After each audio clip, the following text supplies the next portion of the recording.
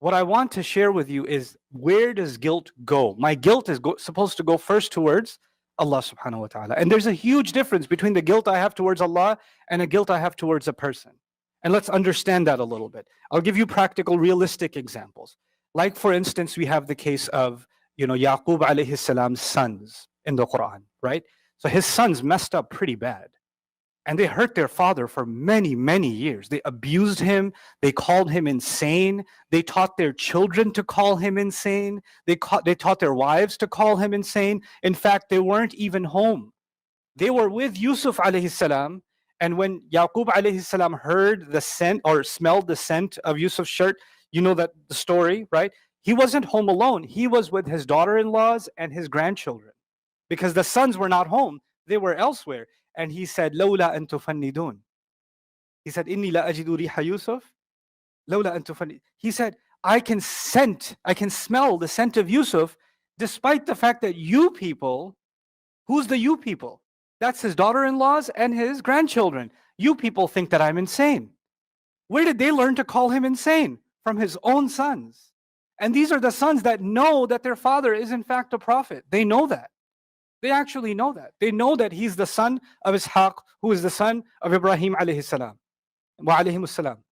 So they know all of that, and yet they committed these horrible crimes inside of the family. It's one thing that you owe the best to your father because he's your father. On top of that, he's a prophet too. So the level to which they messed up cannot be undermined. There's a pretty serious degree of crime here.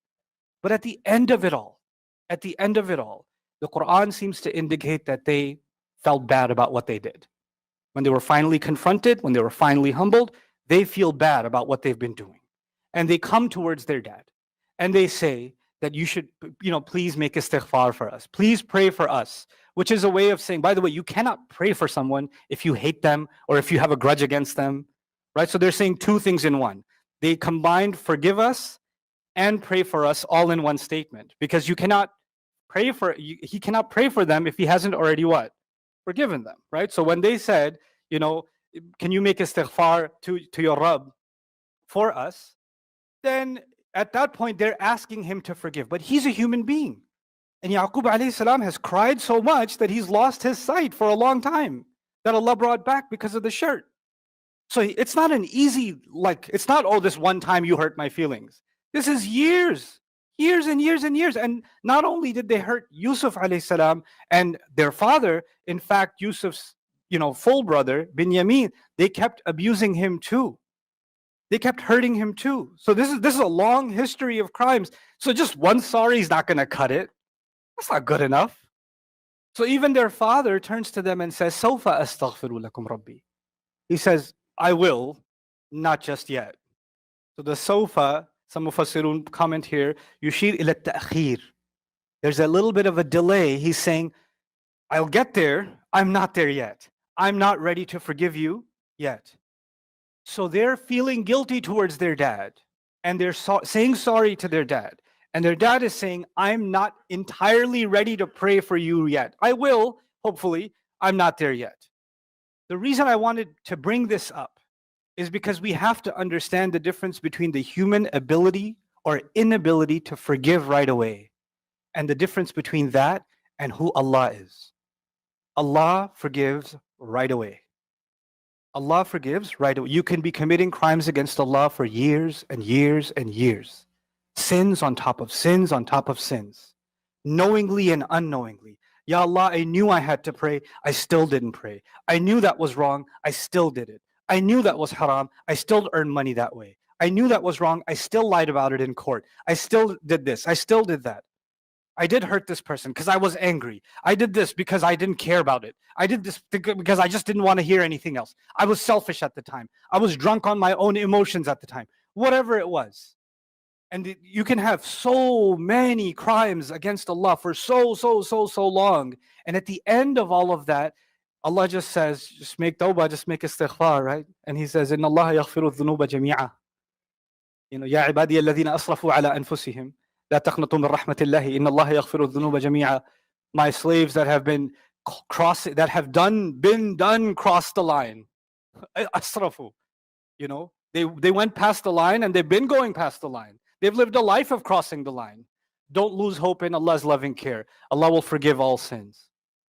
Just come back. Just make istighfar, right?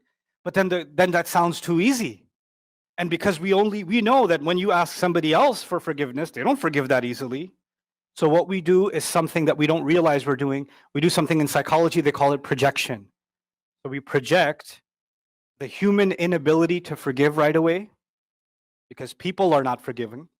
So you start assuming that Allah is also not immediately forgiving. How can Allah forgive? Do you know how much I messed up? I mean, I know I've heard the ayat about Allah forgiving, but bro, seriously, I did some Olympic level stuff. Like my stuff is on another level. So I don't think you understand how far off from forgiveness I particularly am.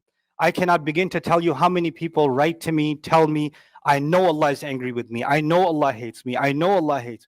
It's an incredible volume of Muslims that believe that they are beyond forgiveness. They're beyond redemption. They are beyond that.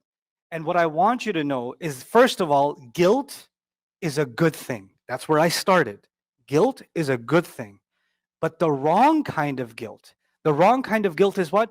Allah will never forgive me. I'm too far gone. You know who believes Allah will never forgive him? Iblis. He actually believes that. And if I share that belief with him, then I've joined the wrong team. I cannot believe that about myself. You cannot believe that about yourself, that Allah will never forgive. You cannot do that. You can't do that to yourself.